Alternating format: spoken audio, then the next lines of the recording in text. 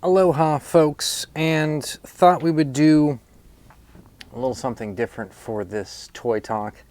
Today I'm going to be talking about the missed marketing opportunities in order fulfillment of toy companies and toy stores. What's that all about? Well, stick around, we'll talk about it.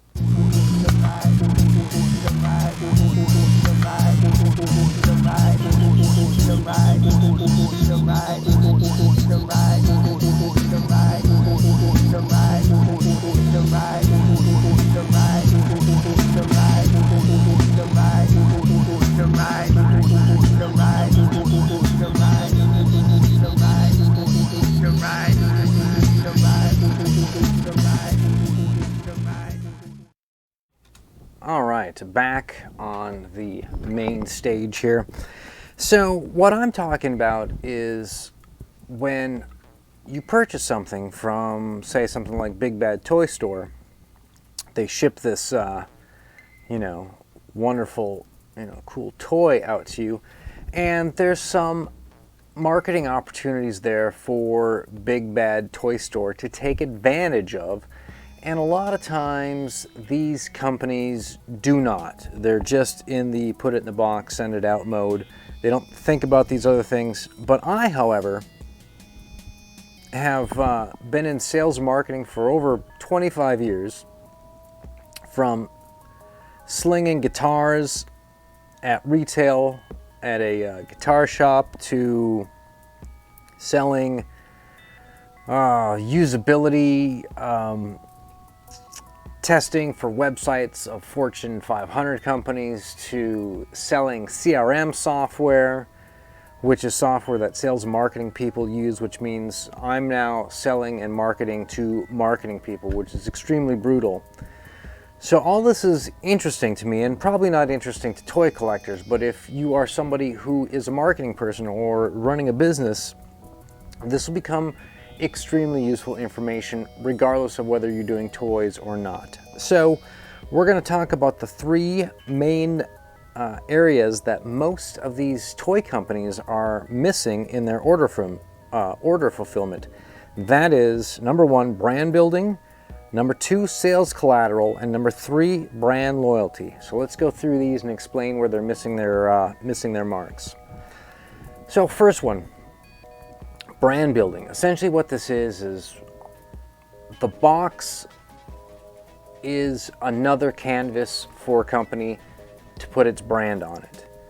And instantly I can hear people say, well, if you put like, some toy store or something or some company on the side of the box, now people will see that what the box is when it's on the porch after the mailman delivers it, and it's a hot target now. And I get that. I mean, I understand that's I live in a neighborhood that there's a lot of porch theft that goes on, and so you have to really jump on the package delivery system as soon as possible. As soon as they drop that box and you get the email, you got to pick it up. So I understand that.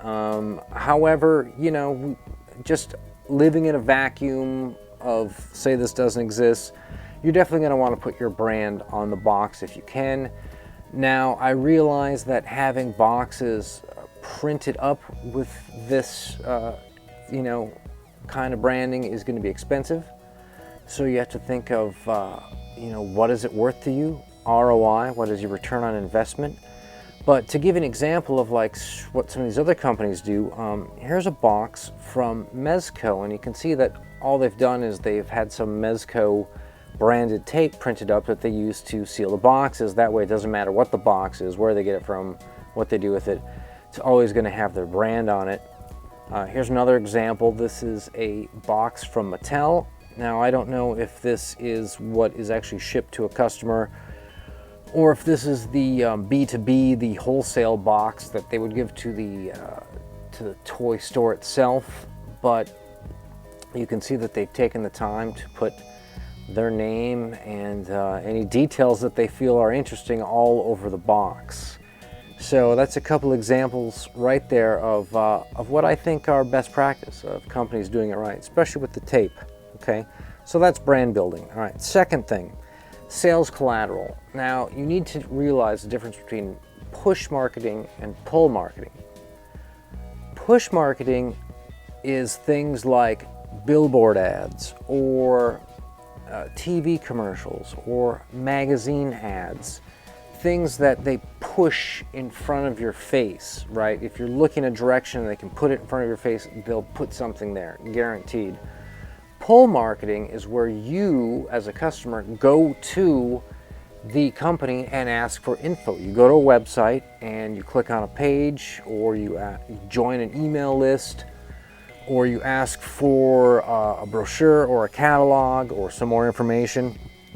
And pull marketing is considered way more valuable than push marketing because the person has come to you. They've reached out to you for your sales and marketing material. They're asking to be marketed to, right? Now, if you combine that with somebody who's actually already bought your product, i.e. you ship them, a box with something in it, well, they're definitely qualified. And that's one of the big parts of sales, is qualifying customers to see if they're worth your time investing to try to get their money. When I worked at the guitar shop, my manager would always tell me that he would qualify people for the really high-end acoustic guitars by looking at their shoes. He would qualify them by their shoes. If they had expensive shoes, he figured they could afford the guitars. So with something like a purchase, they've clearly already shown that they are qualified to buy the product as they've bought the product. So this is the perfect person to market to. Why would you not put a catalog in with the order? Why would you not put in a flyer or a brochure or some kind of a coupon, something to market that person even further? It's a huge missed opportunity if you're a company and you're not putting some sales collateral in with the order fulfillment, right? Huge missed opportunity. The one that I keep referring to that happened to me was I bought an Iron Maiden action figure, the Eddie Power Slave, and I got it from a company called Monsters in Motion, and they couldn't wait to load me up with like this huge catalog that was so heavy it wouldn't even like magnet to the fridge. So that to me is like a best practice in this. So a third thing is the brand loyalty. When you deliver a good to somebody, right, this is a chance for you to earn even more points with the person and overwhelm and wow them. And usually what this is some kind of an additional thing, a thank you. Now, anyone who knows business knows that this costs money, right? It costs a little bit of time, whatever it is. It's an ROI. If you're going to make something to put in, you have to know how much it costs to see if it's really worth it or not. And so things that you would normally see as like a thank you would be a sticker, right? Which, yeah, you got to print stickers, you got to get them designed, the order time, etc. A shirt, like a magnet, fridge magnet or something. Another one that I mentioned is the company Sweetwater, who sells audio gear. They just throw in like a bag of candy, and it might be offensive if you have diabetes and someone gives you a bag of candy. I could see how that could make somebody mad, but in general what they're trying to do is psychologically take the concept of getting candy, which has normally been a fantastic thing as a kid, and combine it with purchasing something from them and getting that sort of that euphoric hit as a kid recreated when you open your box for your MIDI connector cable, and there's a mint with it or something, right? So you don't have to go all out and make a bunch of tchotchkes and keychains and swag to put in, right? It could just be that you go to a Costco and you get like a bag of like peppermints and you put a peppermint in, something like that. It could even just be the guy who packs the orders takes out the pen and writes thank you on your packing slip before he puts it in. Or if it's a thing where you're like, okay, we've determined that takes up too much of his time, and he hates doing it, etc.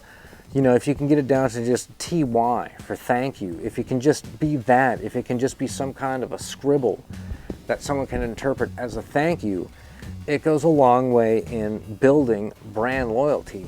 And so brand building, sales collateral, brand loyalty, 3 missed opportunities of any business that does physical fulfillment.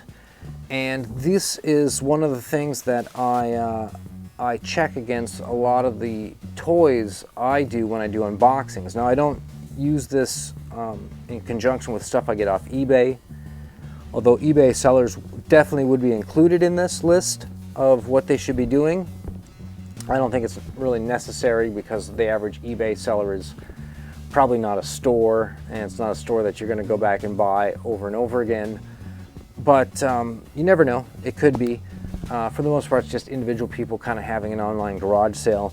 But anyone else who runs an online store, or they are a toy maker who does direct, Kickstarters, has their own online store, etc. These are 3 things that they should be paying attention to and definitely taking advantage of. So that's all for this episode of the Toy Talk. Thanks for sticking around this long, and we'll catch you at the next one.